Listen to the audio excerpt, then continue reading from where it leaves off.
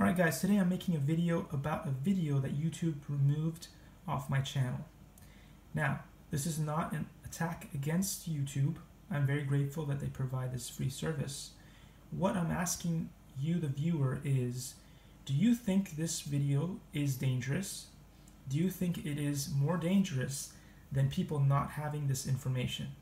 Now, to put this into perspective, right now in places such as California, where you're not allowed to have people come into your home to do pest control because of COVID-19, if this happens to you, like what happened to me, is bees were coming into the home and could have stung me and my family, so on and so forth. So I had no other choice but to do something to get rid of them myself, since no one else could help me. Do you think that this information is more dangerous than not having this information? So that's up to you guys. I'm gonna let you see the video and then you make up your own mind. Okay, today I'm going to show you guys how to use this product here, which is Raid. It's a fumigator, and what you get inside the box is a little cup here with a metal can on the inside. Alright, so how do you use it? What you do is you will grab the can and you will take it outside. Right, you will take it out of the container, which is hard to do right now. Alright, okay. Like so. You'll take this outside and make sure that it stays with the Raid, so that you can read the label Raid, okay? You see it has an arrow here, this side up. Then what you do is you go and fill this up until the water line, okay? Don't do more than that because it says in the instructions not to do that, so only up to the water line. Once that's done, you have to wait before you put this back inside the can, and the reason for that is that once you do, the chemical reaction starts, and if you do it too quickly, you will end up fumigating yourself instead of where you want to fumigate. So wait, okay? Well, yesterday what happened was we had bees, as you've seen in the previous video, and what I had to do was open this up, and unfortunately this setup here that we have, even though it has this metal gate, there's still enough space for the bees to get through this little gap here somehow, so they did that. And let me see if I can zoom in. You'll be able to see there is still a bee in there. Let me see if I can zoom in. Okay. Oops, wrong way. Okay. Zoom in. Now, I don't like killing things like ever, even when they're this dangerous, but in this particular case I had no choice because they were coming into the house,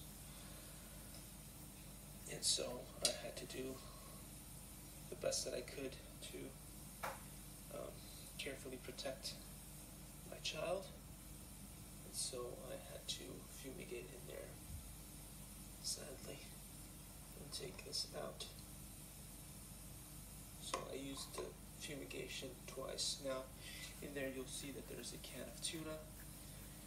What I can tell you is that this thing here gets super hot, especially on the bottom there. I was worried that if I put it on top of a cardboard box that may catch fire. I mean, it's inside the fireplace, so maybe that wouldn't be too dangerous. I don't know, but I didn't want to test the theory, so I did that. And as you can see here, I'm hoping it's really dead. But yeah, that's just one of the many, I'm sure, that were inside. Probably built a nest in there, so yeah, so that's the process that you use, and you have to be very, very careful because, of course, when this was all happening, there was a lot of buzzing in there, and there's a good chance that one or more of those could have come through and stung me. So I had to be super careful, and what I did is I used a spray, just water spray in here in this can. This is isopropyl alcohol, but I didn't use the alcohol itself. I just sprayed it with water to try to reduce the chances of any bees that were inside, since this thing has little holes I can spray through it, to stop the bees from flying onto me. So I sprayed it a lot before putting in the can, before putting this in there, to reduce the chance of them flying onto me and getting me. And then once I could tell that nothing was going to happen to me, I put this can inside the plastic cup and then put it in there, and then that way it starts its fumigating after, it says after 2 minutes, but I think it's a little bit faster than that, so watch out. Anyway, I hope this video helps you guys, because I know that right now, during coronavirus, nobody's going to come into your house to service your home. You're kind of on your own unless they can do it from the outside. So this is one way that you can save yourself, and we're getting used to being more of the do-it-yourself and help yourself during this crisis. So be safe, and see you in the next video. Alright, as you see, I was very careful in the things that I said, making sure that people would understand that this is very dangerous, that is only a last resort if nobody else can come into your home and service it. So I'm not sure why this was taken down.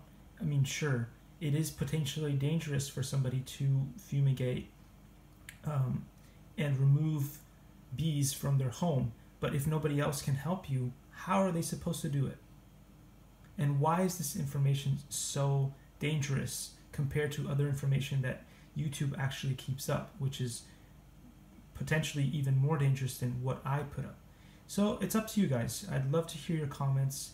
I'd love to know what you guys think about this, and see you in the next video.